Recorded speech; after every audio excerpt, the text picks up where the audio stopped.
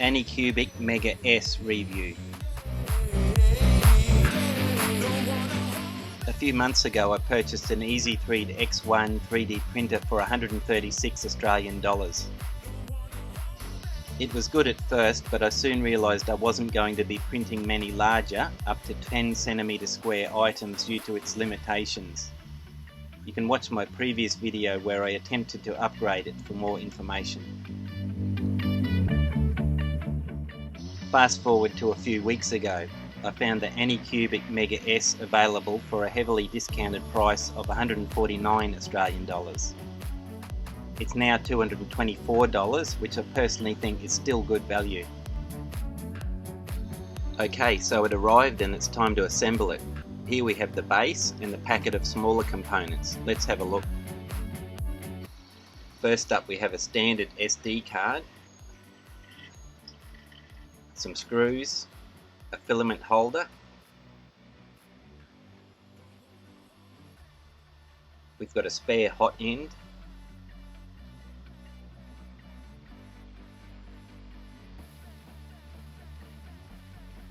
a nozzle cleaner, a spare limit switch, some tools and screws. There's more of the filament holder, power cord, a USB cable and a card reader.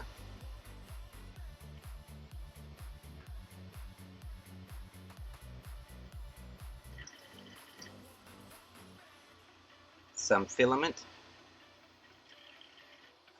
and a nice removal tool. Okay, let's assemble it.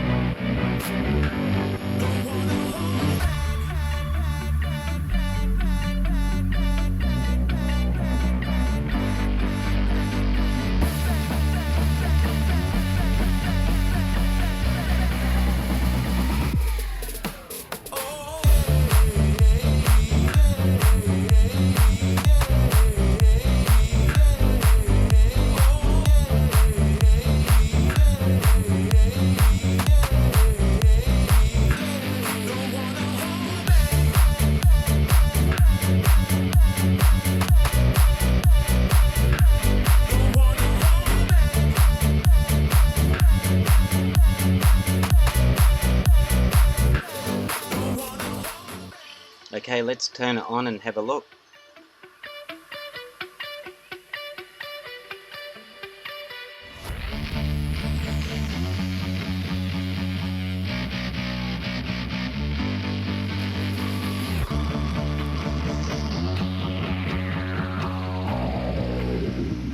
Here are the ports. You can print via USB or SD card. Here's the hot end. As you can see, the X and Y axes are belt driven. The Z axis has dual lead screws. And the extruder. Be careful not to lose the spring if you open it up.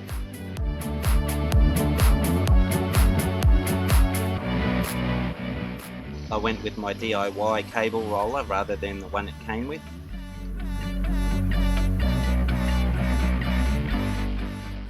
First up, we need to feed the filament.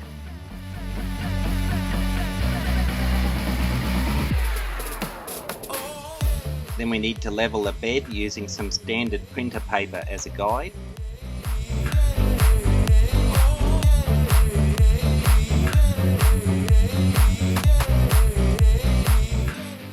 Although I find it easier using a 0.1mm feeler gauge.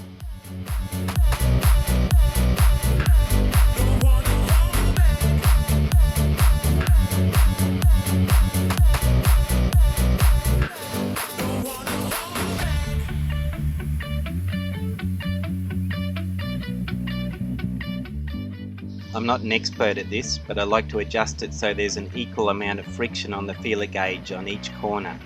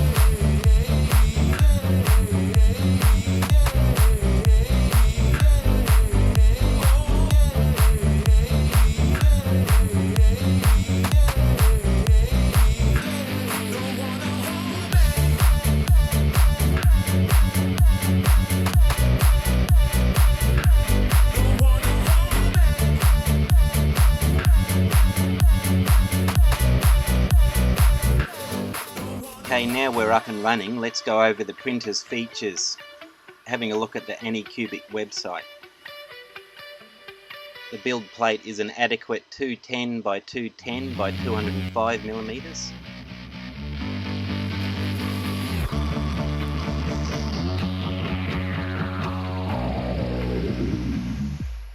The accuracy is 0.125mm on the X and Y and 0.002mm on the Z axis.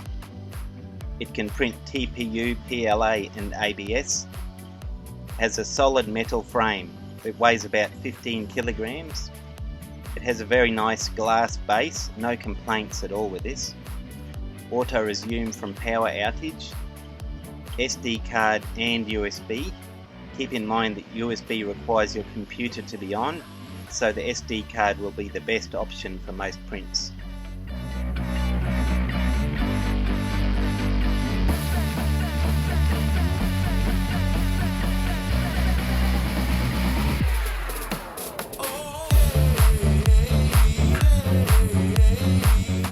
It's also got really good reviews on their website.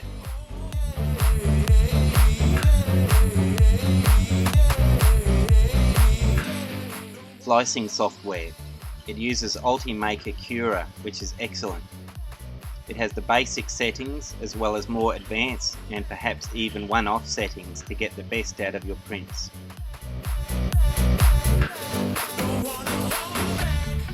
Here I'm selecting skirt under build plate adhesion and I'm turning off support. We can then slice it and save it to the SD card.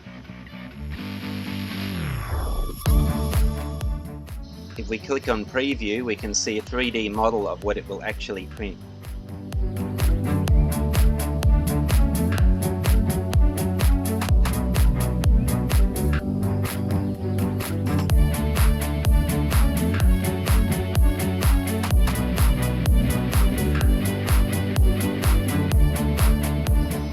If you watch it printing the skirt, you may notice an adhesion problem. This is the time to stop the print and level your bed.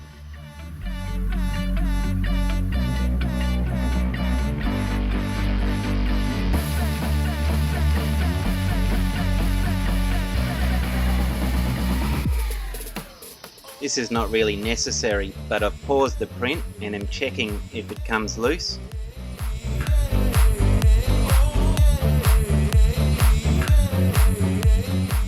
Now if it did come loose, say on one corner, I could adjust the height and try again, or just go through the bed leveling procedure. In this particular case, that's not coming off. We're definitely good to go.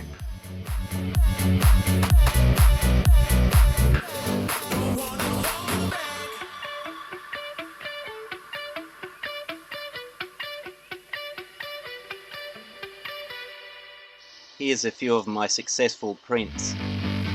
First up, we have some digital scales. This is just a prototype. I built them out of some broken scales and an Arduino Nano. I might do a video on these later. Next we have a solar charge controller enclosure. This is part of a future project. Check out Tech Builder on YouTube for his excellent video on that. This is a Cryptex, a puzzle box with a secret storage compartment. This was a large print with 13 individual parts. The link is in the description. Next we have an Apple AirTag enclosure for a wallet and a card holder I designed.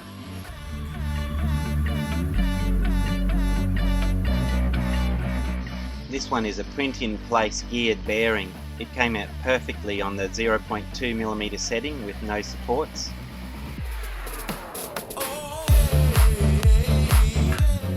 And finally an iris box. This one was also print in place. One of the leaves was stuck, so I did have some issues there, but it still functions as long as I'm careful with it.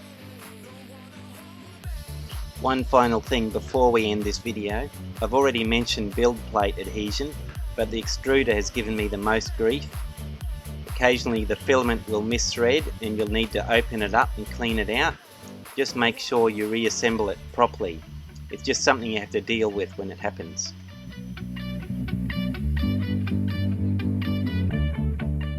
Well, that's it for this video. If you like this printer, be sure to check out the links in the description. I'll do more videos on it in the future. So far I've only printed PLA, so there's a lot more experimenting to do. If you want to see more, please like and subscribe. It really helps my channel. Thanks for watching.